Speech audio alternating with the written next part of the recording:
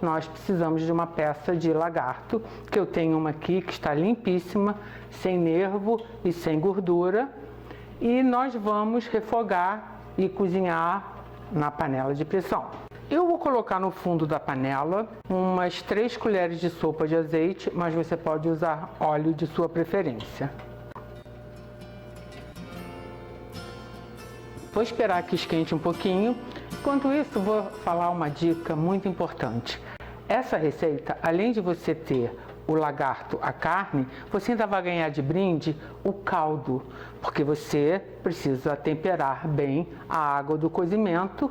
E para isso eu tenho aqui, vamos dizer assim, umas 3 xícaras de limpeza de alguns legumes. Eu tenho cenoura, eu tenho cebola, eu tenho alho poró, que vão aromatizar não só a carne, mas a água do cozimento também. Por isso que eu digo que vocês vão ganhar de brinde o caldo, porque depois que você retirar a carne do cozimento, você deve coar esse caldo e pode guardá-lo no congelador, e sempre que você precisar de um caldo para fazer um molho ou cozinhar legumes, macarrão ou mesmo fazer um arroz, você vai ter um belo caldo de carne.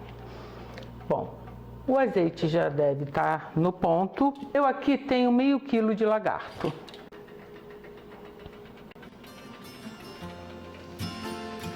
Agora aqui eu vou esperar um pouquinho que ele dê uma leve tostadinha para poder virá-lo.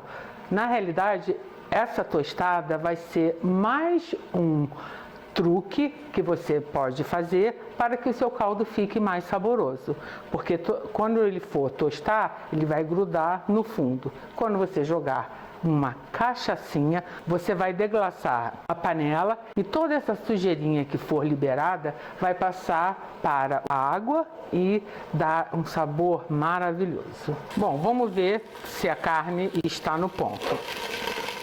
Tá vendo? Ela não está grudada no fundo da panela, então quer dizer que ela já fez uma crosta. Aí podemos virar. Vou dar uma dica muito importante para vocês. Vocês viram que eu estou usando uma pinça para manusear a carne. Quando você vai assar uma carne, até mesmo no churrasco, não é conveniente você perfurar a carne, porque com isso, o que vai acontecer? Toda a umidade, o sangue, vai, na hora que a carne for para o fogo, ou para a panela, ou para o forno, quando ela estiver em contato com o calor, ela por ali vai começar a sorar, e com isso o que vai acontecer? A carne vai ressecar.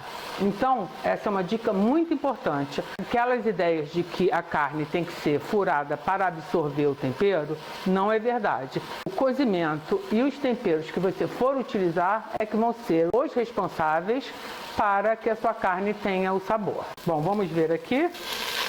Ó, soltinha também.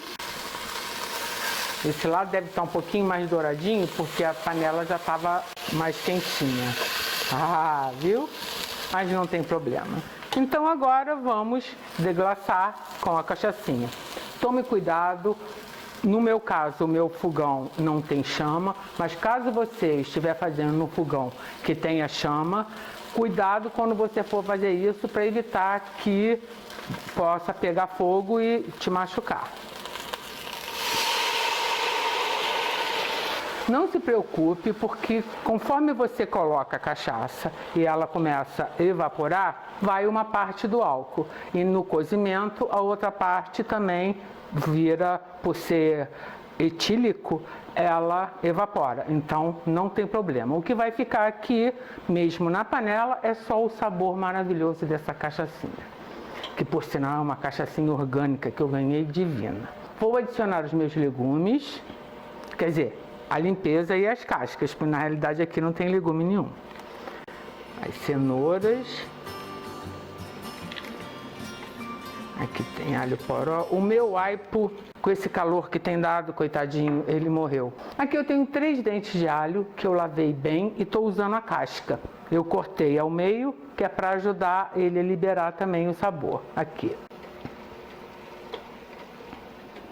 Eu colhi também do meu jardim, que é completamente orgânico, tomilho. Tomilho é muito bom, é um ótimo companheiro para dar sabor a pratos de carne. Mas você também pode usar alecrim, manjericão ou orégano, que também fica bem interessante. Vou botar aqui os meus raminhos.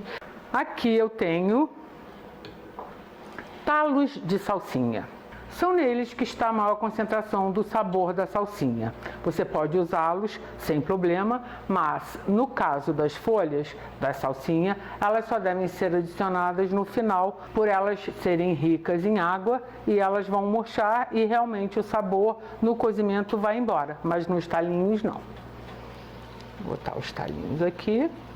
Outra coisa, eu não vou temperar com sal nem pimenta nessa etapa, porque como eu vou guardar o caldo para outra preparação, eu não quero que o meu caldo fique temperado. Mas a carne, depois de cozida, nós vamos colocá-la num molho. Então, nesse molho, aí sim é que eu vou temperar. Eu tenho aqui uma chaleira com água fervente. Eu gosto de usar água fervente, porque assim eu já ganho uma etapa, não preciso esperar que a água fique em ebulição. Eu já estou adicionando a água fervente.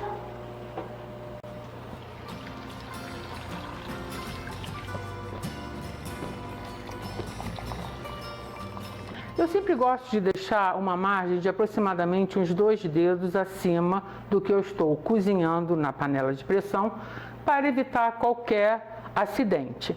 Porque a panela de pressão é um excelente equipamento que a gente tem para ajudar na cozinha, mas você precisa tomar certos cuidados, não só para a manutenção da sua panela ter uma vida mais longa, quanto também com a sua segurança. E para isso eu vou deixar um vídeo que eu fiz ensinando e dando dicas sobre panela de pressão. E também na panela de pressão você pode fazer uma carne assada divina. Eu vou tampar a panela e quando ela começar a chiar, eu vou abaixar o fogo e deixar que ela cozinhe por 50 minutos. Agora que a pressão saiu todinha, eu esperei que ela liberasse a pressão sozinha. Aí está seguro, agora eu abri. E para começar, nós temos um caldo maravilhoso, altamente perfumado. E aqui, deixa eu pegar de novo, que eu peguei uma cebolinha, o lagarto. Não se assuste, porque quando você cozinha carne, normalmente elas diminuem de tamanho.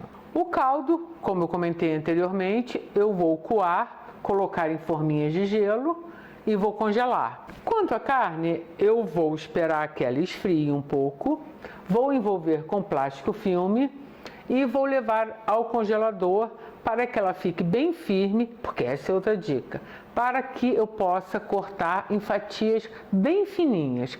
Esse tipo de preparação pede realmente fatias bem fininhas, tipo rosbife, não aquelas fatias mais grossas quando você faz carne assada. Então agora ela vai daqui a pouquinho para o congelador. Após algumas horas no congelador, a minha peça de lagarto está bem dura e agora vou fatiar. Como eu já mencionei, essa receita pede fatias bem fininhas. Então você pode usar uma faca bem amolada ou então uma faca elétrica.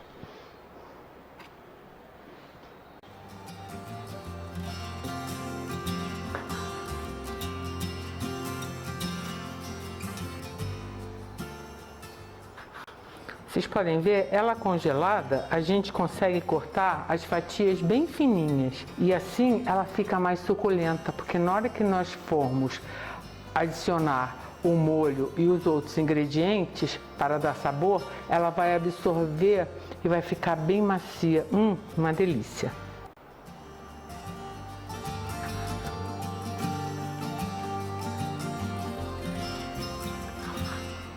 Bom, com a carne fatiada, nós precisamos fazer agora o molho que vai ser usado na conserva. Eu tenho aqui meia xícara de azeite. Eu prefiro usar azeite porque eu gosto mais do sabor que ele emprega a esse prato. Mas caso você queira, você pode usar um óleo de sua preferência.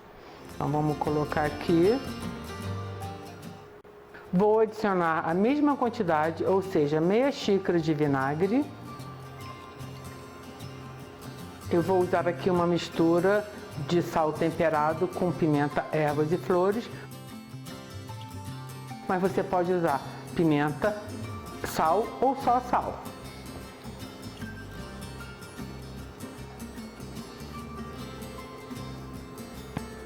Então, com o fouet, a gente vai dar uma mexidinha.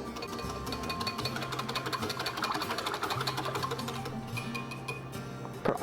Agora vamos passar para a montagem do nosso prato. Na hora de conservar, o importante é você ter um recipiente com tampa para evitar qualquer contaminação, porque esse prato ele tem que ficar na geladeira por aproximadamente uns 3 dias no mínimo, para que então a carne pegue os outros temperos, porque ela já está super temperada pelo cozimento que nós colocamos todas aquelas cascas de legumes que aromatizaram a nossa carne. Então agora a gente vai começar então colocando as fatias de carne aqui no Tupperware.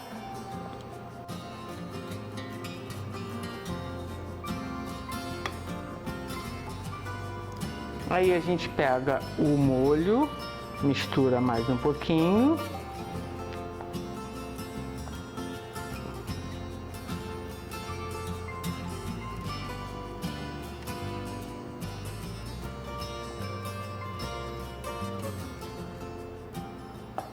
A carne tem que ficar realmente coberta com o molho, para que então ela pegue todo o sabor. Você precisa agora adicionar mais sabor. A minha sugestão é pimentão vermelho, cebola roxa, alho, salsinha e pimenta dedo de moça. Mas você pode fazer a sua própria mistura. Você pode usar pepino em conserva, você pode usar cebola em conserva, você pode usar azeitonas, alcaparras, cogumelo em conserva ou qualquer outro tipo de erva. Ah, outra coisa, a quantidade também eu deixo a gosto. Eu gosto de fazer uma camada bem generosa.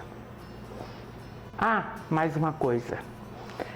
Normalmente, as pessoas que fazem essa receita preferem, nessa hora, utilizar esse tipo de recheio já refogado com um pouquinho de azeite ou óleo. Eu prefiro cortar tanto o pimentão quanto a cebola em fatias bem fininhas. Eu procurei cortar os dois do mesmo tamanho para ficar visualmente mais bonito. E com o tempo de maturação, eles vão ficar mais macios. Então eu acho desnecessário levar ao fogo.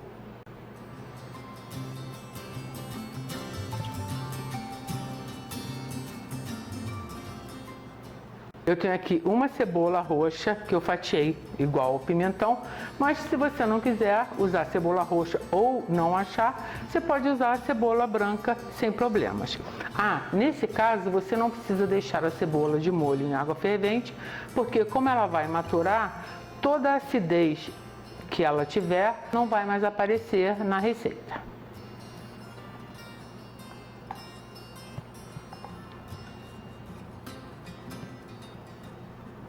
Eu agora vou colocar fatias bem fininhas de alho. Eu poderia cortar o alho igual a cebola e o pimentão, mas eu acho que para diferenciar um pouquinho, o alho em fatias finas vai ficar mais bonitinho. É só mesmo pelo lado visual. Como a quantidade que eu já comentei no começo, fica a gosto.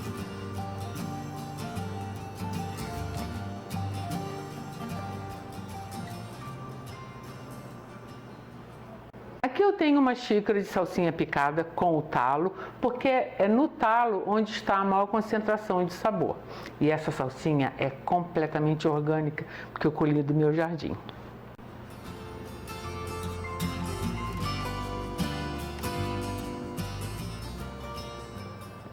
Também, como essa preparação não vai ao fogo, eu já posso usar a salsinha agora, que ela não vai ficar murcha, nem perder a maior concentração de sabor quando você aquece.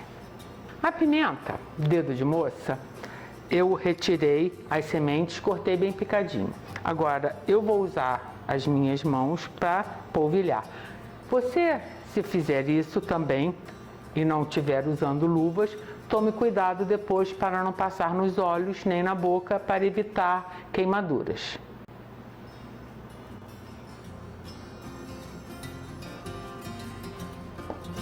Vamos agora com mais uma camada de carne.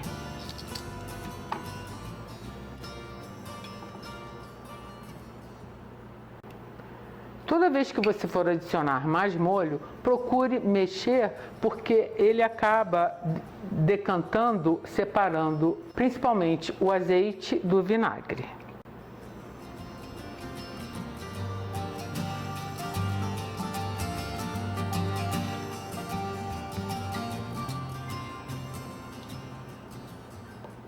De novo, a mesma camada desses outros ingredientes. Depois que você colocar a última camada de molho, com a própria concha, você pressione bem todos os ingredientes para que as camadas se juntem e tudo fique submerso nessa mistura que nós temos aqui. Pronto. Agora eu vou tampar e vou levar à geladeira por 3 dias, mais ou menos, para que ele pegue todo o sabor que nós colocamos aqui nessa delícia. Deixei meu lagarto em conserva por 3 dias marinando. Então, vamos ver como é que ele está. Vou retirar os legumes que estão por cima, para vocês poderem ver.